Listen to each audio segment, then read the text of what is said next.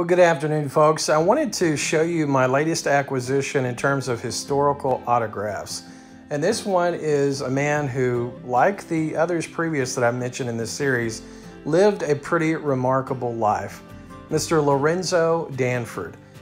Lorenzo, out of Ohio, was a lawyer, a soldier, and a many times politician.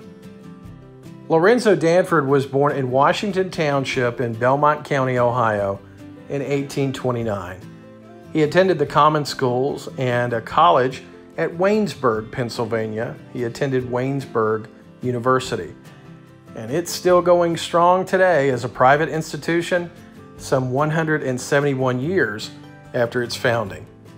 He studied law for 2 years, and he was admitted to the bar at St. Clairsville, Ohio.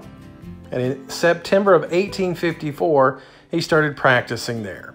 He served as a presidential elector for the American Party ticket in 1856, and he served as prosecuting attorney for Belmont County from 1857 until 1861. In 1861, he resigned his law profession, and there's a very specific reason for that. I'm sure for most of you, you know why that 1861 is important, the Civil War. So he would serve his state, the great state of Ohio, by becoming a private in what would be the Ohio 15th Infantry.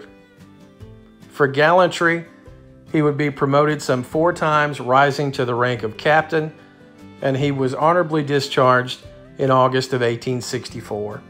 Upon doing that, he resumed practicing law and again became a presidential elector on the Abraham Lincoln-Andrew Johnson ticket in 1864. Danford was a Republican, lifelong Republican, and was elected to the 43rd, 44th, and 45th Congresses. Again, terms were much different then, serving from 1873 until 1879. He was a presidential elector for Benjamin Henry Harrison in 1892 and was coaxed back into political life, serving in the 54th, 55th, and 56th Congresses, and he served from March 4th of 1895 until his death in 1899. Senator Danford was married twice in his life. His first wife, Annie Cook, died just after their 9-year anniversary of marriage in 1867. He would marry again in 1870, a Mary Adams, and they would remain married until his death in 1899. He had no children, and in terms of his political career, he was most known for being the chairman of the Immigration and Naturalization Committees. Senator Danford was buried in the Methodist Cemetery in St. Clairsville, Ohio. His second wife, Mary, buried next to him.